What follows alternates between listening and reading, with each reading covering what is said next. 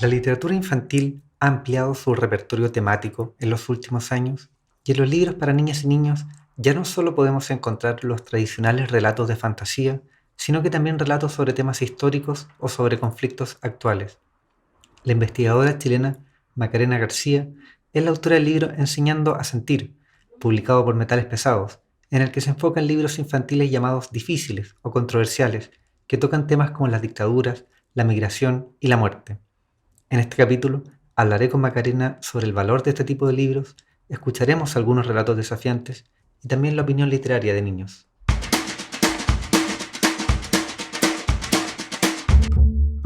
Esto es Ojo en Tinta, el podcast. Libros para salvar al mundo. Conduce este capítulo Pablo Espinosa Salazar. La literatura infantil, dije en un comienzo, ha ampliado sus temáticas y esto se debe a que ha cambiado la forma en que vemos a niñas y niños. Ya no son seres inocentes que debemos proteger de la realidad, sino que individuos más complejos que comprenden su entorno, tienen preguntas sobre él y merecen respuestas. Esto ha llevado a que padres, madres y docentes busquen en las narrativas de ficción formas de hablar con niñas y niños sobre temas que les afectan, y a que autores tengan también más arrojo al hacer libros infantiles, desafiando incluso la convención del final feliz. Niñas y niños, sin embargo, también han jugado un papel, exigiendo nuevas propuestas literarias. Escuchemos la opinión de un niño sobre la biblioteca de su escuela en el sur de Chile. Principalmente tengo problemas con la elección de libros de la biblioteca al ser muy obsoletos para la edad en la que estamos, o que hoy en día esos libros ya no representan lo mismo que antes, que ya no llaman la atención de la manera que tal vez llamaron alguna vez, o que ahora tal vez el vocabulario está obsoleto o no. Son distintas razones por las cuales creo que se debería actualizar el catálogo de libros del colegio. Es discutible si hay libros obsoletos o no, pero el punto es que hay niñas y niños que quieren libros actuales, que les hablen sobre sus propios tiempos. El registro del niño que escuchamos es parte de una investigación de Macarena García, doctora en Antropología Social y Estudios Culturales por la Universidad de Zúrich e investigadora de la Universidad Católica de Chile, quien ha estudiado ciertos libros que en los últimos años han comenzado a inundar nuestras librerías y bibliotecas y que hablan de temas complejos, antes considerados prohibidos para niñas y niños. Este tipo de libros suelen ser llamados complejos o difíciles, aunque Macarena García prefiere hablar de libros desafiantes. La categoría que hemos estado usando es la de libro desafiante, y la otra sería hablar de temas difíciles. Pero siempre ahí yo hago la salvedad de que no tiene que ver con el tema en sí, sino que cómo se trata el tema, porque muchas veces se piensa, por ejemplo, cualquier libro que hable de muerte, entonces es un libro desafiante, o cualquier libro que hable de muerte va a estar tratando un tema difícil. Y no, porque hay formas de tratar la muerte en la que un abuelo se convierte en una estrella y te está mirando desde el cielo y se murió de viejo, y que en rigor no es un tema, no es un tratamiento difícil, no es un libro desafiante. Y bueno, esa categoría de libro desafiante se la robo a otras autoras y autores, especialmente Janet Evans, es una autora que fue como que lo armó en un libro y invitó a distintos autores a trabajar sobre esto. Y después hay otros que han seguido usando esa terminología, que sigue siendo imprecisa como todo término, ¿no? Porque desafiante, lo primero sería preguntarse, ¿desafiante para qué? ¿No? Y hay una primera respuesta que es todavía tentativa, es decir, desafiante para las personas adultas que trabajamos con lectura. Generalmente tiene más que ver con desafiar. Lo primero que hacemos cuando hacemos un grupo de libros desafiantes es pensar libros que desafían nuestra idea de qué es lo que es apropiado para que lean los niños y las niñas. Y eso generalmente tiene que ver con ciertas formas de abordar temas difíciles de formas no tan inocentes, al menos, diría yo. La forma de investigar de Macarena ha sido en terreno.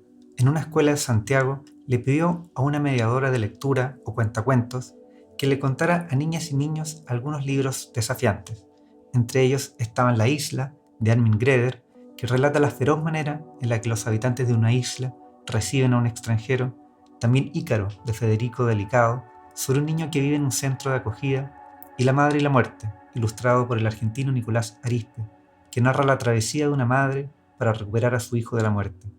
El resultado de esta investigación es sorprendente. Pese a lo rudo que suenan estos libros y pese al miedo que sentían los adultos antes de contarlos, fueron muy bien recibidos por niñas y niños. La mediadora incluso se atrevió a contar la madre y la muerte a 2 grupos. Primero a un grupo de niñas y niños de alrededor de 12 años y luego a un grupo de alrededor de 8 años de edad. Es una investigación, de hecho, bastante corta. Ya hemos hecho otras que estamos todo un año en un sitio. Esta es una investigación bastante corta, pero como muy intensa en eso, porque rápidamente todo iba cambiando, que tiene que ver con lo que producen estos libros en los espacios, ¿no? También, bueno, obviamente dependiendo de cómo sean leídos, pero algo iba cambiando ya todas las semanas. Las niñas y los niños llegaban como predispuestos a algo distinto que pasaba en este espacio, historias distintas que pasaban, nos llegaban comentarios, nos gustan este tipo de libros que traen, qué sé yo, iba como pasando eso. Recuerdo que para la isla, un niño gritó de fondo de la sala, dijo, finalmente una historia que termina mal, dice, ¿no? Como un cierto alivio, y después de que dice eso hay como sonrisas de parte del resto, de los otros niños y sobre todo de las profes. Es como que había algo que iba haciendo que esta cosa que estábamos haciendo, que era incorrecta, porque también era incorrecta para las profes, también les llamaba la atención estos libros, ¿no? Estos libros tan raros. Ícaro, por ejemplo, también es un libro rarísimo, que termina con una suerte como medio, no está claro si es como un suicidio, que es, en el que hay unos doctores, que, bueno, entonces esta cosa media rara como que iba encontrando un cierto lugar porque algo iba pasando en ese espacio, ¿no? Entonces, bueno, ese día, el día que leímos La Madre y la Muerte, después de leer el libro al grupo de los mayores de 10 a 11 años, cuando este grupo va dejando la sala y tenemos solo unos minutos para cambiar, ¿no? Son un par de minutos entre que ellos se van y llega el otro curso, solamente el toque de la campana, estamos en la biblioteca, tenemos que ordenar todos los puffs, poner las sillas, volver a poner el PowerPoint, como en esa locura de 3 minutos hasta que lleguen los otros, se me ocurrió preguntarle, pero en el fondo porque sabía también que esta respuesta podía ser así, no, preguntarle a la media hora, y ahora que lo viste, ¿no te animas a leerlo también a segundo básico? Y ella, claro, sí. Y fue como, o sea, me animé, digo, en un momento en que había que hacer millones de cosas, pero claro, me animé a preguntarle porque sabía que me iba a decir que sí en el fondo. Y ella ha sido súper interesante porque, claro, también ha reflexionado mucho en cómo se leía ese libro muy distinto como ella imaginaba, ¿no? Entonces yo creo que eso fue lo que tampoco lo leería como hay que llenar las escuelas de libros desafiantes, hay que leer esto siempre, ¿no? También creo que podemos machacar demasiado de pronto con ciertas historias, ¿no? Pero hay algo ahí que en ese espacio pasó, que fue como que hizo clic, y que nos hizo clic, o sea, a nosotras también, a pesar de que nosotras estábamos buscando esto, porque en el momento, por ejemplo, mientras lo estábamos leyendo, yo me sentía profundamente culpable. O sea, mientras estaba leyendo ese libro, con la historia que cuenta, con las imágenes que muestra, con esta historia pero tremenda de la madre que devuelve al hijo muerto y que aparece una imagen en la que además pareciera que lo quemó porque hay como una estufa y la cuna está vacía. Mientras se leía eso, yo sentía que estaba haciendo algo mal, ¿se entiende? Como que hubo, incluso en mí, que yo estaba convencida en esto desde el principio, que estaba todo bien en el fondo, que tenía que buscar convencer a las personas, también yo sentía que estábamos haciendo algo mal. Y ese yo creo que es de lo que se trató más bien esa investigación, de por qué creemos que estamos dañando, que estamos haciendo algo mal ahí, ¿no? ¿Por qué contar este tipo de historias? ¿Acaso porque pueden formar mejores personas? Macarena ha reflexionado sobre esto y sobre la utilidad que se le quieren dar a los libros en este sentido y a las artes en general. Wow, la pregunta es difícil. Es muy difícil esa pregunta. Esa es la pregunta que llevo años tratando de escribirla de una cierta forma, porque si la dijera se fuma, ¿se entiende, no? Es como, por ejemplo, tanto hablamos de que la literatura nos ayuda a ser más empáticos, ¿no? Nos ayuda a sentir con otros. tanto hablamos que se vuelve justo lo contrario, diría yo, ¿no? Se vuelve como la obligación a sentir con otros, se vuelve un instrumento para sentir con otros. O sea, no es que se vuelva lo contrario, pero se podría volver lo contrario, ¿no? Entonces son como supuestos que se nos van a volver en contra, que se nos vuelven en contra todo el tiempo, ¿no? El supuesto ético de las artes y de la literatura se nos vuelve en contra todo el tiempo, ¿no? Y es el clásico de, bueno, si Hitler pintaba muy bien, ¿no? Entonces, ¿dónde lo encontramos? ¿Dónde está esto? ¿No? Porque por otra parte sabemos que está, por decirlo así, ¿no? ¿Dónde está? ¿Dónde vibra? Y me temo que es una respuesta que es imposible dar de forma discursiva solamente, ¿se entiende? O sea, como es imposible darla desde este tipo de lenguaje de un podcast, pero es algo que está ahí y que tampoco podemos dejar de investigar, por decirlo así. A pesar de que no sé si te va a servir nada esta respuesta, porque es como que no quiero entrarle, pero quiero decir, es muy difícil entrarle, porque, por ejemplo, en literatura infantil se habla mucho sobre, aparece siempre esta metáfora de que la literatura son ventanas para entrar a otros mundos. Y es verdad, ¿no? Leemos de otras vidas y nos enteramos de cómo o sea, es como una primera entrada a otros mundos, a otras vidas, ¿no? Que permite algo más de variedad de repertorio que otras industrias del entretenimiento porque están más cooptadas en general, ¿no? Pero ¿están así? O sea, no, al mismo tiempo no, ¿no? Al mismo tiempo podríamos decir, no, la lectura o la literatura infantil, ¿no? También está súper dominada por un cierto repertorio sobre lo que es lo otro, o cuáles son esas otras vidas, o cuáles son esas posibles entradas. Hay tantas otras que nunca se van a entrar, o que no las podemos ver, o que no se nos prestan para sentir con ellas, por ejemplo, ¿no? Entonces es complicado. Yo creo que lo único que uno, o sea, como un camino es simplemente, claro, pensar en una crítica literaria más afectiva, en la que podamos ir contando de esas formas de vibrar que nos hacen sentido por esto, ¿no? Pero que a la vez se acercan y se escapan, no sé cómo decirlo. Quizás lo más conveniente es poner un ejemplo. Escuchemos el fragmento de un libro desafiante. Se trata de Piquinini, un relato del escritor chileno José Miguel Varas, basado en el testimonio de una mujer de Punta Arenas que cuando niña presenció una terrible matanza indígena por parte de los dueños de las entonces nacientes estancias ovejeras, entre ellos Mauricio Brown. El año 2017, este relato de Varas fue ilustrado por Raquel Echeñique y publicado por LOM en una edición accesible para niñas y niños y jóvenes. Escuchemos parte de Piquinini. Los Onas, primitivos habitantes de la Tierra del Fuego, eran hombres y mujeres de alta estatura y notable desarrollo físico. Vivían principalmente de la caza de guanacos. Comían su carne y usaban sus pieles para cubrirse durante los tiempos fríos. Pero los colonizadores blancos comenzaron a cercar los terrenos y a criar ovejas, aprovechando las ricas praderas naturales de la gran isla.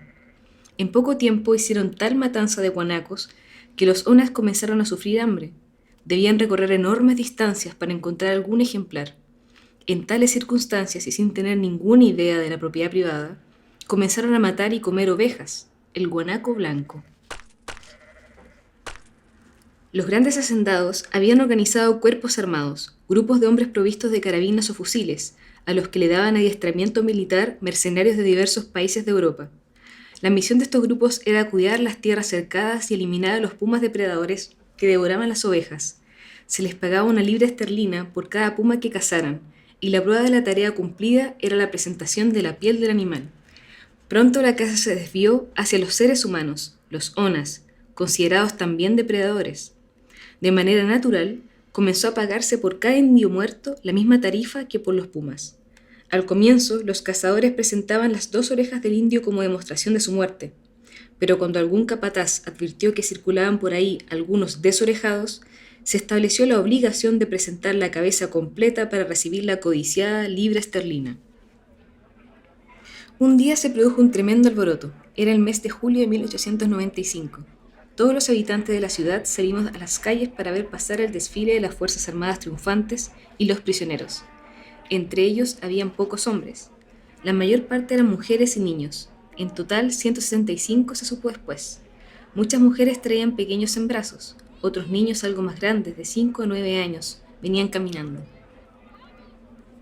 Los Onas, Selknam en su idioma, tenían una enorme resistencia al frío. Ellos andaban desnudos buena parte del año, los hombres, las mujeres y los niños, pero en el invierno se vestían con pieles de guanaco.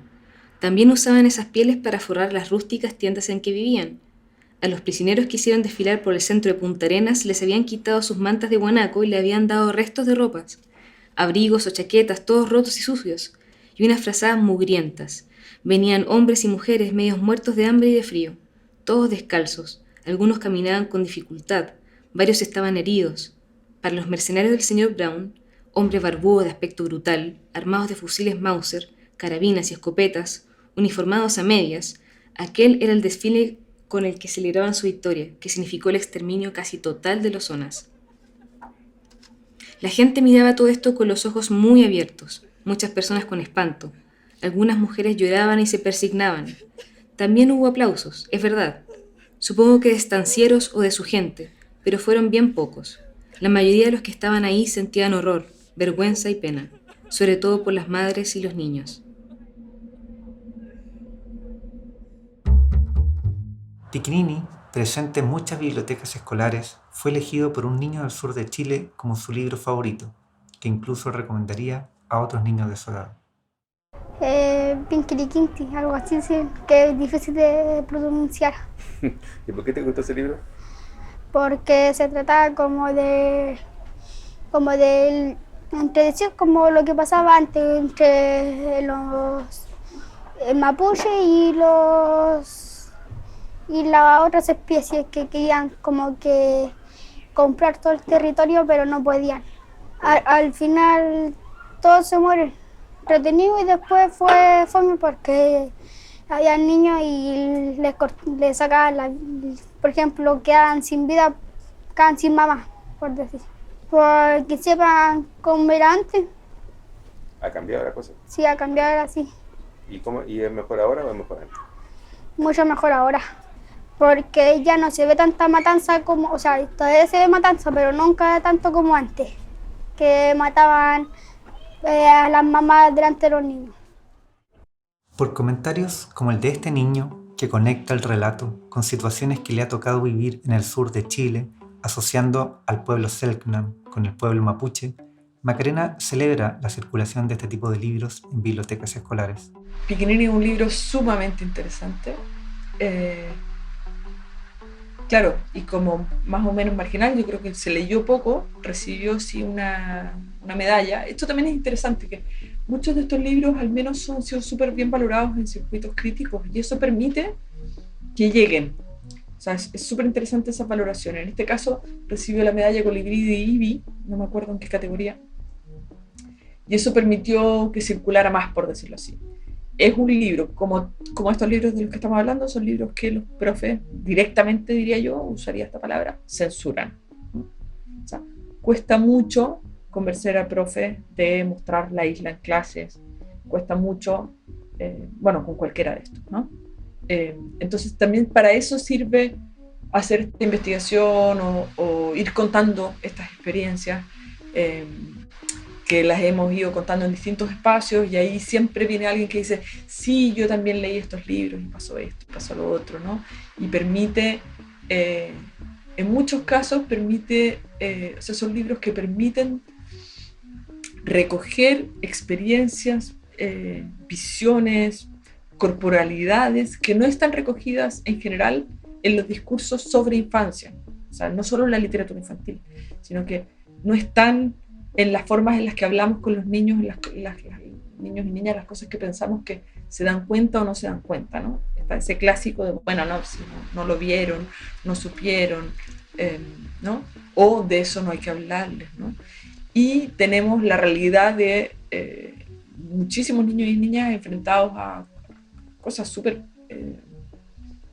O sea, podríamos discutir si son apropiadas o no apropiadas para su edad, pero el punto es que las ven y las viven de cualquier forma, ¿no? Y eso, claro, ha sido todo un tema en el trabajo que estamos haciendo en la 9ª región, que lo estamos haciendo con un equipo de la Universidad de la Frontera ya. Y claro, es un tema porque, o sea, bueno, no es que sea el único lugar donde, ¿no? Pero claramente son niños expuestos a otro tipo de violencia que los niños con los que hemos estado trabajando, y a otro tipo de discursos sobre violencia y opresión que los niños con los que hemos estado trabajando, por ejemplo, en la región metropolitana, que es donde más hemos trabajado. Entonces es interesante que este libro, que es de otra historia, de Magallanes, de 150 años atrás, si no me equivoco, les resuena, por ejemplo, y la leen desde el conflicto mapuche actual, ¿no?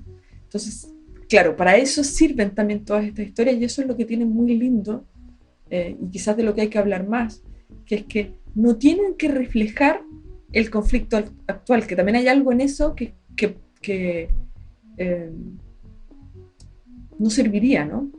Es, por ejemplo, el libro La Isla funciona bien para hablar de migración, sí, pero también porque no habla directamente de migración.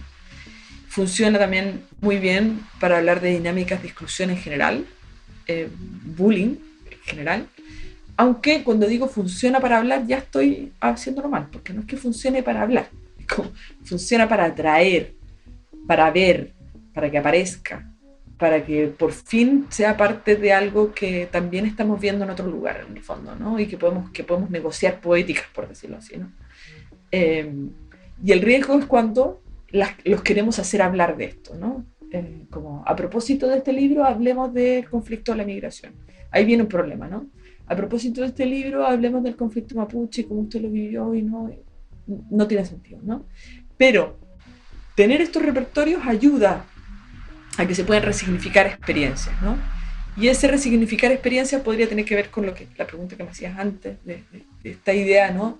De sensibilidades éticas, que es una idea que también cojo mucho de Rancière, ¿no? Sobre lo que hace el arte, como estos repertorios de lo sensible que se amplían, ¿no? Ampliar repertorios de lo sensible para poder ampliar formas de pensar, imaginar el mundo y las posibilidades, por decirlo así. Ampliar repertorios de lo sensible para poder ampliar formas de pensar e imaginar el mundo y sus posibilidades. Estas palabras de Macarena me parecen el mejor argumento para dejar entrar libros desafiantes a las bibliotecas. Es cierto, las narrativas desafiantes no harán mejores personas, pero sí permiten sentir otros mundos y sentir de otras formas, y estas formas de sentir, como indica Macarena en su ensayo, podrían llevar a generar sensibilidades éticas y también políticas, algo imprescindible en tiempos que parecen cada vez más complejos y de atomización social. A esto, claro, hay que agregar como argumento que los libros desafiantes son bien recibidos por niñas y niños, quienes disfrutan, al igual que los adultos, historias nuevas y sorprendentes. Antes de terminar, escuchemos a una autora. El año 2013, cuando se cumplieron 40 años del golpe militar en Chile, surgieron varios libros para niñas y niños sobre este periodo. Uno de ellos es Niños, de la escritora y poeta chilena María José Ferrada, publicado primero por Grafito Ediciones y luego por Liberalia. Es un libro con 34 poemas dedicados a los 34 niños y niñas muertos o desaparecidos por la dictadura militar chilena. No cuentan las historias de las muertes. María José, a través de la ficción, prefiere regalarles a cada uno de estos niños y niñas parte de la vida que les fue arrebatada. Gracias por sintonizar este podcast. Les invito a escuchar a María José Ferrada leer 4 poemas de su libro Niños: Alicia, Magla, Gabriel y Raúl. Alicia. De todos los regalos que le han dado este cumpleaños, prefiere los globos, con los que han adornado la casa para la fiesta, porque si vuelan, si abre la ventana y los echa a volar, será como hacerle un regalo al viento, porque el viento también debe tener un día de cumpleaños, aunque no lo sepamos, debe tener. Magla. Si hubiera que elegir un solo sonido, dice que se quedaría con el que hacen las burbujas al desaparecer.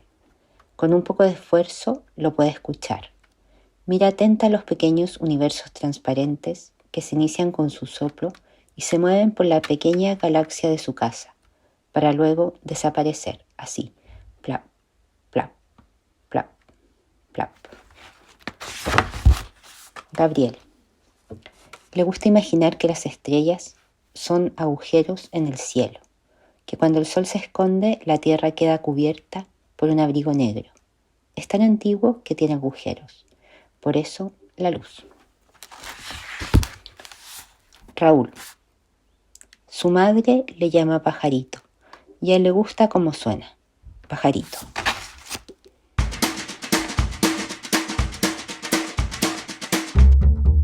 Esto fue Ojo en Tinta. Libros para salvar al mundo. Un proyecto financiado por el Fondo del Libro y la Lectura del Ministerio de las Culturas, las Artes y el Patrimonio de Chile, convocatoria 2022. Puedes encontrar todos los capítulos en Spotify, en YouTube y en www.ojoentinta.com. Sigue a Ojo en Tinta en Facebook, Twitter e Instagram y cuéntanos de tus lecturas para salvar el mundo. La lectura de Piccinini fue realizada por Deisha Poyser. Los audios de niños que escucharon en este capítulo son parte de una investigación desarrollada en la Araucanía por Macarena García, Carolina Navarrete e Ignacia Saona, posible gracias a un Fondo Nacional de Desarrollo Cultural y las Artes, ámbito regional, folio 638009, convocatoria 2022 del Ministerio de las Culturas, las Artes y el Patrimonio del Gobierno de Chile.